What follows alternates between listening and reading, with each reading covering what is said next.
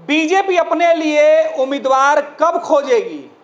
इधर तो सीट बंटवारे के मुद्दे पर एनडीए में पहले से ही घमासान है, लेकिन प्रदेश अध्यक्ष दिलीप जायसवाल ने बता दिया कि भाजपा पूरी तैयारी के साथ रूटिंग वर्क कर चुकी है।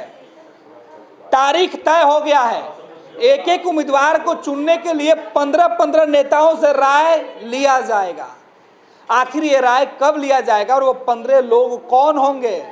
फिर केंद्रीय नेतृत्व को किनके नामों को भेजा जाएगा, अनुशंसा किनके नामों की जाएगी, ये कई तरीके के मुद्दे हैं। दरअसल फर्स्ट बिहार झारखंड के शाहाबाद कॉन्क्लेव में भाजपा के प्रदेश अध्यक्ष दिलीप जायसवाल ने कई अहम खुलासे किए और इसी मुद्दे पर बात करने के लिए हमारे वरिष्ठ सहयोगी विवेकानंद जी भी हमारे साथ हैं, जो कल कॉन्क्लेव में खुद मौजूद हैं।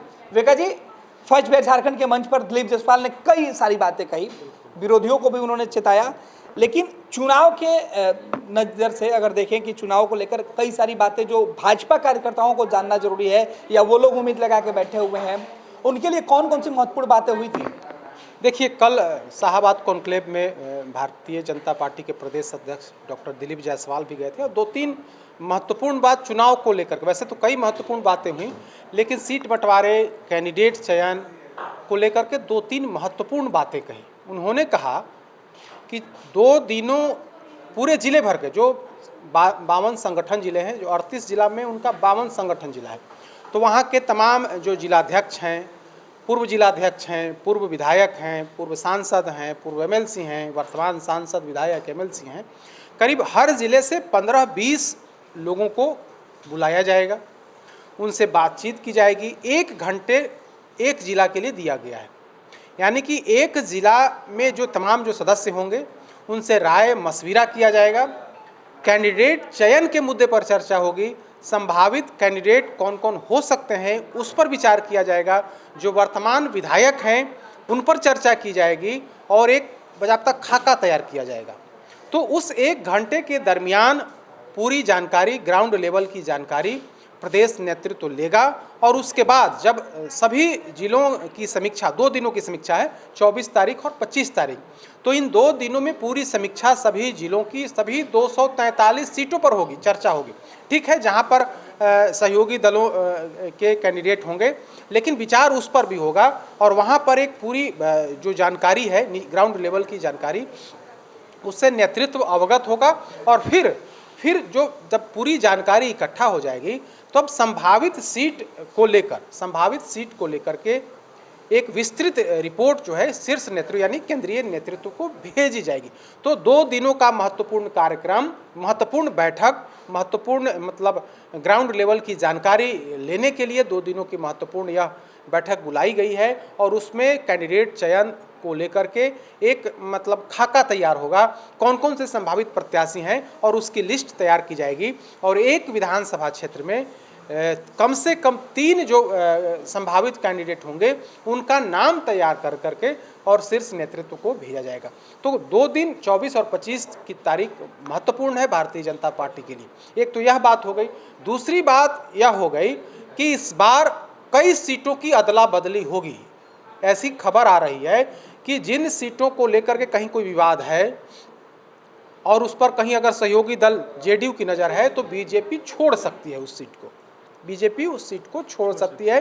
करीब करीब इस पर बात बन गई है। कल इस मुद्दे पर जब प्रदेश अध्यक्ष से पूछा गया तो उन्होंने ना तो उसे स्वीकार किया और न ही इनकार किया, लेकिन जो जानकारी निकल करके सामने आई है कि कई ऐसी सीटें हैं जिसकी अदला बदली हो सकती है, इसकी पूरी गुंजाइश है। प्रदेश अध्यक्ष ने कहा कि इस पर अभी फाइनल विचार नहीं हुआ है, विचार होगा तब इसके बारे में बताया जाएगा। तो एक यह महत्वपूर्ण बात हो गई। तीसरी जो महत्वपूर्ण बात हुई, प्रदेश अध्यक्ष ने कहा कि भारतीय जनता पार्टी के से जुड़े जो कार्यकर्ता हैं उन्हीं को टिकट दिया जाएगा, उन्हें भी नहीं, उन्हीं को टिकट दिया जाएगा। तो कई दिनों से चर्चा चल रही थी कि जो बाहरी प्रत्याशी हैं उनको जो है सो बाहरी जो चुनावी उम्मीदवार हैं उनको टिकट दिया जाएगा। तो उस पर उन्होंने कहा कि ऐसी बात नहीं है, लेकिन उन्होंने कहा कि एट ए टाइम अगर कोई विधायक उधर से इधर आ जाते हैं तो उनको हम लोग उनको हम लोग मतलब सम्मान देंगे, उनको इज्जत, यानी कि उनको हम टिकट दे सकते हैं। कहीं ना कहीं इस पर प्रदेश अध्यक्ष ने अपनी हामी भरी कि जो बाहर से भाग करके हमारे दल में जो विधायक शामिल होते हैं, चाहे वो आरजेडी के हों, कांग्रेस के हों, उनको हम सम्मान देंगे, उनको सम्मान देने में कहीं कोई कमी नहीं करेंगे।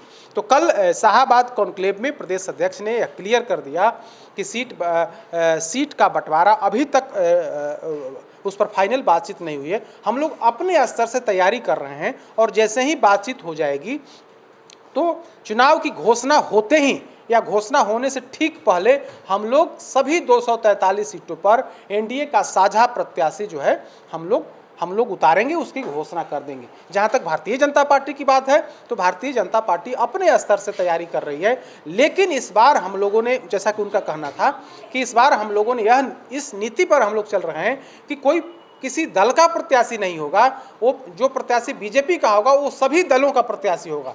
जेडीयू का जो प्रत्याशी होगा वो पूरे एनडीए का प्रत्याशी होगा, लोजपा का जो प्रत्याशी होगा वो सभी सहयोगी दलों का प्रत्याशी होगा, हम का जो प्रत्याशी होगा या उपेंद्र कुशवाहा की पार्टी का जो प्रत्याशी होगा वो सभी संयुक्त प्रत्याशी होगा। या इस हिसाब से हम लोग तैयारी कर रहे हैं और इसी हिसाब से हम लोग काम कर रहे हैं। विकास जी, तो अगला 2 दिन उन तमाम टिकट के चाह रखने वाले लोगों के लिए कि अपने जिला के जो नेता हैं उनसे संपर्क करें, रिज्यूम उन तक पहुंचाएं।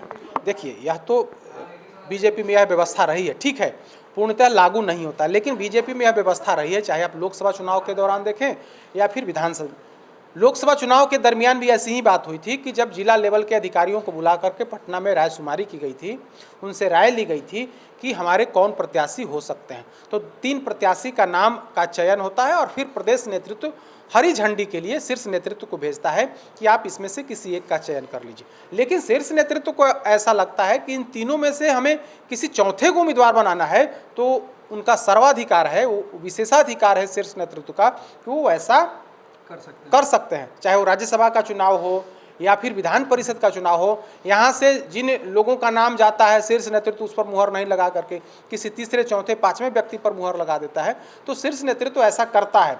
हमें याद है कि कुछ समय पहले राज्यसभा के चुनाव हो रहे थे, तो बिहार नेतृत्व ने जिन लोगों के नाम प्रत्याशी के लिए भेजे थे उनमें से किसी का चयन नहीं हुआ, बल्कि शीर्ष नेतृत्व ने कहा कि फलाना व्यक्ति को हम उम्मीदवार बनाना चाहते हैं। तो प्रदेश इकाई, प्रदेश नेतृत्व और जो कोर कमेटी के सदस्य सबने हामी भर दी।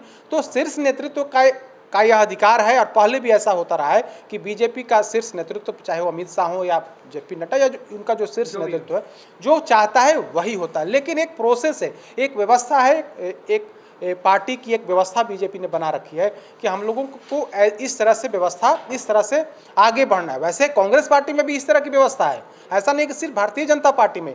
यह एक सामान्य प्रक्रिया हुआ, उम्मीदवारों के चयन की एक सामान्य प्रक्रिया है कि हम लोग जिला लेवल के संगठन से बात करेंगे और बात के बाद जो निष्कर्ष आएगा, जिन लोगों के नाम पर चर्चा होगी और जिन लोगों के नाम पर जो जिला इकाई है उन पर भरोसा करेगी, उसको हम आगे बढ़ाएंगे। तो उसी प्रक्रिया के तहत 24 तारीख और 25 तारीख को बैठक हो रही है और बैठक में नाम का चयन होगा। संभावित 3 प्रत्याशी को शॉर्टलिस्ट किया जाएगा।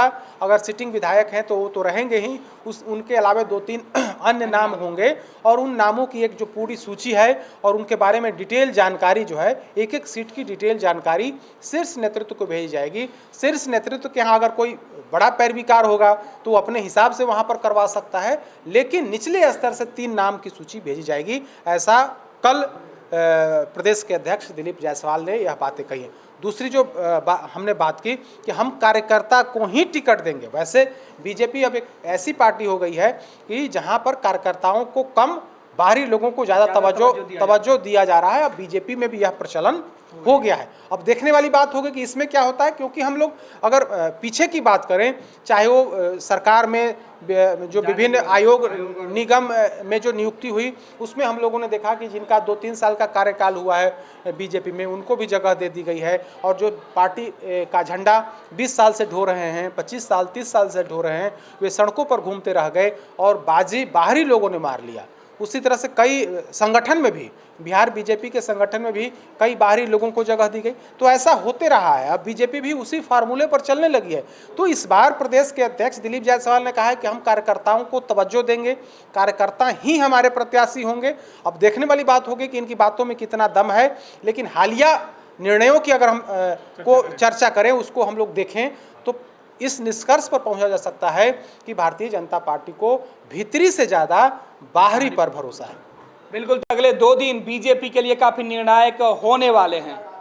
2 दिन 24 और 25 तारीख बिहार बीजेपी के अंदर मंथन का दौर होने वाला है और इस मंथन से उम्मीदवार निकलकर बाहर आएंगे, जिनके नामों की सूची दिल्ली भेजी जाएगी। विद्या विहार आवासीय विद्यालय 29 वर्षों से आपके बच्चों को शिक्षा, खेल और सांस्कृतिक रूप से समृद्ध कर रहा है। बिहार के पूर्णिया में स्थित हमारा 40 एकड़ का हरा भरा परिसर और 27 एकड़ का खेल मैदान एक ऐसा वातावरण प्रदान करता है जहां विद्यार्थी न केवल पढ़ाई में बल्कि हर क्षेत्र में आगे बढ़ते हैं। विद्या विहार आवासीय विद्यालय परोरा, पूर्णिया, बिहार।